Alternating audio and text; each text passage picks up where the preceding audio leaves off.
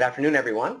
This is Mike Davis with Informed Entrepreneur. And this afternoon, I am privileged to be speaking with Cynthia Riggs, someone that I've known for a very long time and who's actually had a great deal of positive impact on my own career and my own business. And she is the owner of Diva. And I'd like to introduce Cynthia. Tell us a little bit about yourself. We'd like to have your start off with your 45-second elevator pitch. What it is for most people that may not know what that is, that's if you were on an elevator and you had about 45 seconds or a minute to let somebody know what you did, this is what you would tell them. So, Cynthia? Good afternoon. I'm Cynthia Riggs, the Biz Diva. What I'm all about is helping women in business reach 7 figures or take their million-dollar business to the next level of success and prosperity. When I sold my multi-million-dollar company in 2004, less than 3% of women in this country ever reached the million-dollar mark, even though almost 50% of all small businesses are owned by women. My goal is to bring more women into the 7-figure business club and support them to fully embrace their positivity, their brilliance, and their ability to build a successful 7-figure business. Awesome. Thank you. So I'd like just so you can explain to the viewers more, a little more in depth about what you do, what it is that makes your company special, and any other information you think would be useful for people to know about you. One of the reasons that we do these interviews is so people can get to know a little bit more about you, before they contact you for the first time. So please tell us a little more. Okay.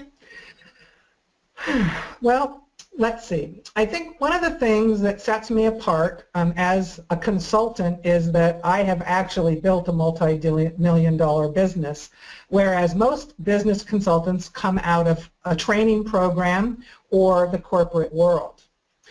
What I know is how you actually what you need to do to actually build a business. It's not theoretical, it's not book learning. I've been in the trenches. I never anticipated that I would build such a successful business. And Mike knows about this because he was with me way back a long time ago, because in 1995, Making It Big had a website with a shopping cart, and I'll tell you, not many other people did. So, we grew up together in this world of technology and business, and I just want to shout out a thanks to Mike for all he did for me as well. I think what makes me special is that I work primarily with women, and that's very intentional because, as I said, even though women own almost half of the small businesses in this country, it's not likely that they're going to be as successful as they can be. And my goal and my work and what I do is I support women to build better self-esteem, better business functionality with systems. I help with employees. Anything that comes across the path when you're building a business. I think my claim to fame is primarily that I'm a very direct person. Yes, I will say that. I will say that, Cynthia. Yes.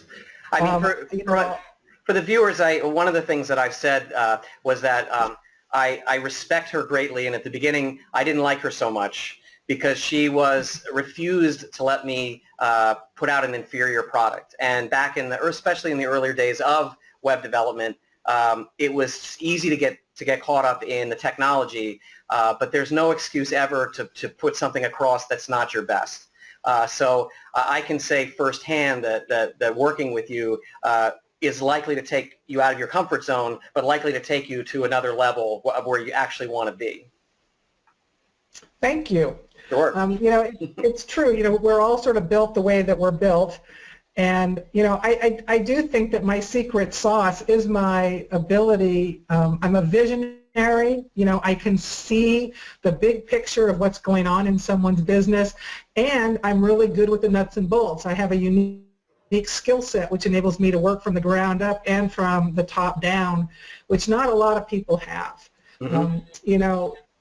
My clients build businesses. That's what they do. Their businesses grow. And, when you have a multi-million-dollar business, because I have several clients that have already, hit the seven-figure club, but they're still growing.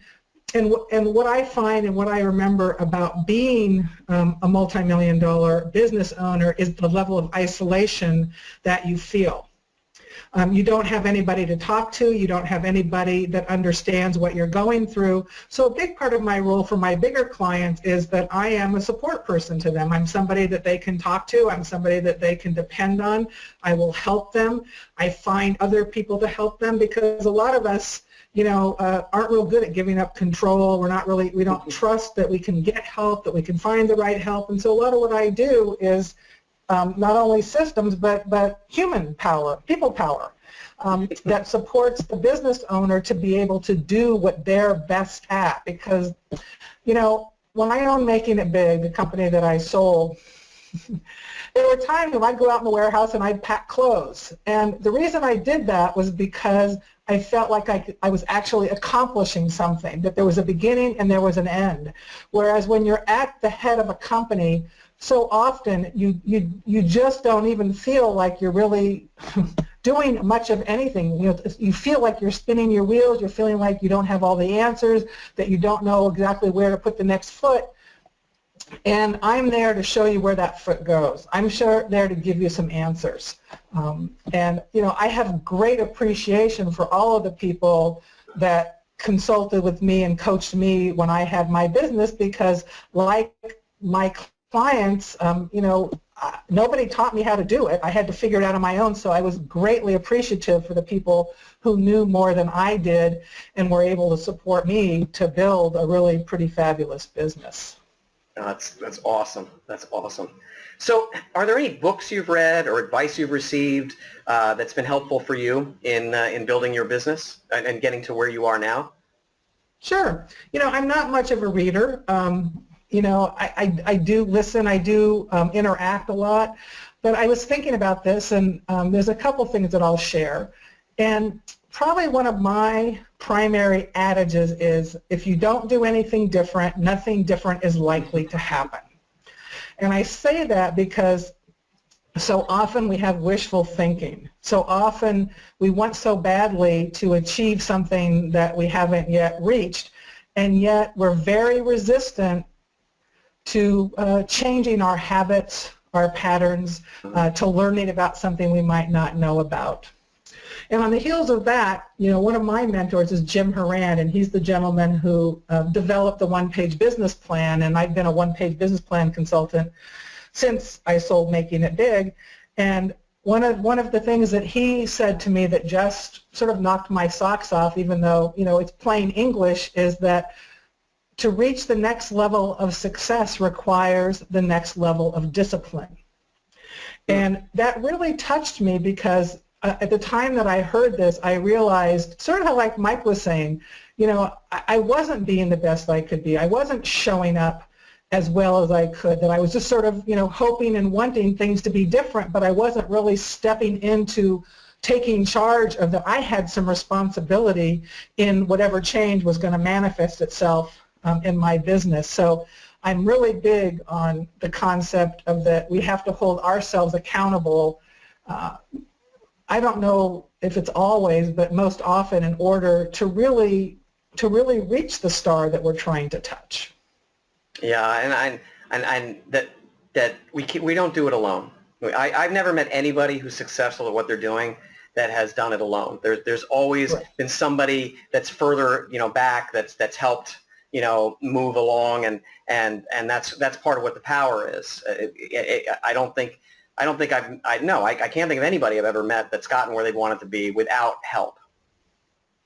Yeah, and what I would say about though is that we live in a culture where sometimes people are very reluctant to share that with their people. That people tend to like to take responsibility all by themselves, when, like you said, we all know that it was a team. It takes a village is a really true thing, and I think that that's one of the things that I appreciate about myself, is that I know that I got to where I got to with the help of a lot of people. You were one of the people. I mean, I was so out of my own knowing what to do. I mean, what did I know about technology? Zero. For example. What did I know about making clothes? Zero. You learn to find people who can help you. Right. Most women get into business because they have a passion to do something. Right. I think most often men get into business because they want to make money, right? Mm-hmm. And this is a stereotype. Don't get me wrong. I know it's not. There are exceptions. But it's good to know your audience. That's what I think. I mean, and that's one thing to me you're demonstrating. And that is that you know your audience. You know the people that you can best serve, and you want to talk to them because why wouldn't you? Those are the people that will get the most out of what you can offer. Well, in terms of advice, one of the things that I would stress is that it's very important to identify who your ideal client or customer is, mm-hmm. and to make sure that every word that comes out of your mouth is directed towards that ideal client or customer, because you want them to hear you wherever they are, whenever they hear you. The rest of us, the riffraff will come along. That's why I always tell people, it's not like you're cutting everybody else out. Right. If people are attracted to you and to what you're saying, they'll come towards you even if they're not your ideal client. But you want the people who need your message or your product or your service to see it, hear it, experience it every time you open your mouth, every time you create a part of your brand, whatever it is that you're doing. Mm-hmm. So. Thank you so much. This has been wonderful. Again, this is Cynthia Riggs with Biz Diva, and in just a minute you're going to see up on your screen how to contact her. You'll see her name, her phone number, her email address, and her website address. And again, from the bottom of my heart, I really want to thank you so much for speaking with us today. This is Mike Davis with Informed Entrepreneur. Thank you, Mike. You're quite welcome.